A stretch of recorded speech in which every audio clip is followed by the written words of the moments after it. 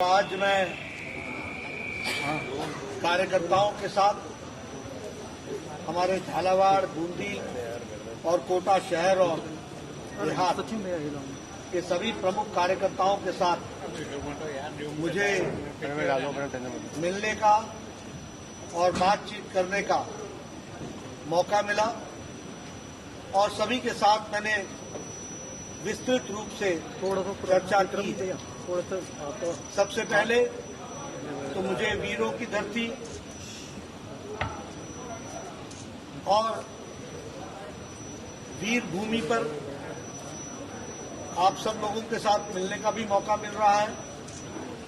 मैं कहना चाहूंगा कि जो जोश मैं अपने कार्यकर्ताओं में देख रहा हूं वह स्पष्ट रूप में बता रहा है कि भारतीय जनता पार्टी के प्रति राजस्थान की जनता ने अपना मन बना लिया है और उसने संकल्प लिया है कि वह राजस्थान में परिवर्तन चाहती है।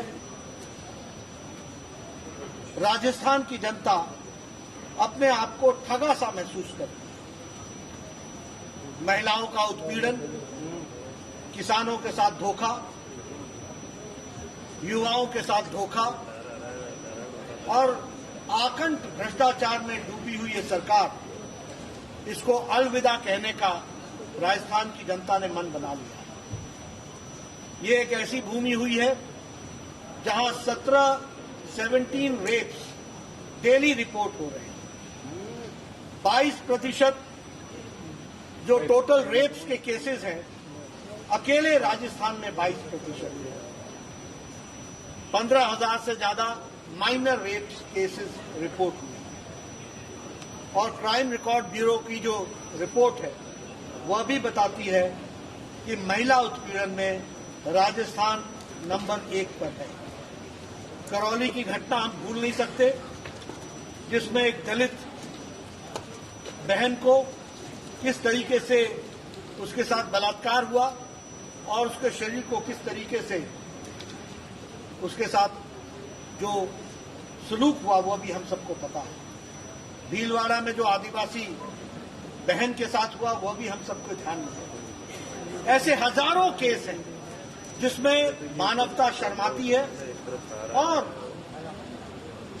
विशेष करके सरकार की उदासीनता, गहलोत सरकार की उदासीनता हम सबको देखने में मिलती है। जब मैं युवाओं के साथ धोखा की बात कहता हूं तो 17 पेपर लीक हुए, 17 पेपर लीक्स हुए हैं। 50 लाख से ज्यादा यूथ के साथ अन्याय हुआ है और इसलिए युवाओं ने भी मन बना लिया है कि वो इस सरकार को धत्ता दिखाकर, इस सरकार जिसने उनके साथ धोखा दिया, 17 बार पेपर लीक हुए हैं और सरकार बेशर्मी के साथ खड़ी है, यह भी हमको देखने को मिल रहा है।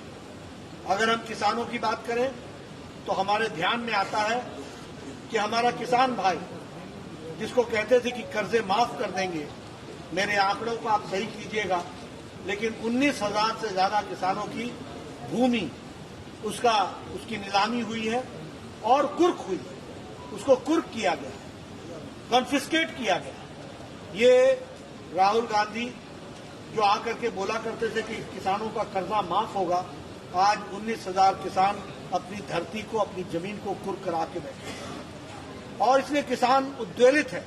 वो इंतजार कर रहा है कि इस चुनाव में बखूबी कांग्रेस को जनता जवाब देगी।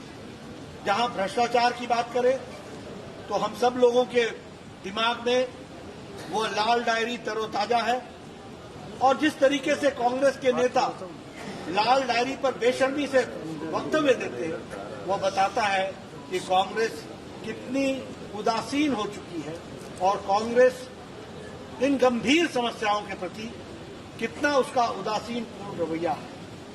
मैं जब यहां कोटा में आया हूं तो मुझे दुख के साथ कहना पड़ता है कि जहां राजस्थान महिला उत्पीड़न में सबसे आगे खड़ा है, वहीं यहां का स्थानीय नेता ये कहता है कि राजस्थान मर्दों की भूमि है, इसलिए बलात्कार स्वाभाविक है।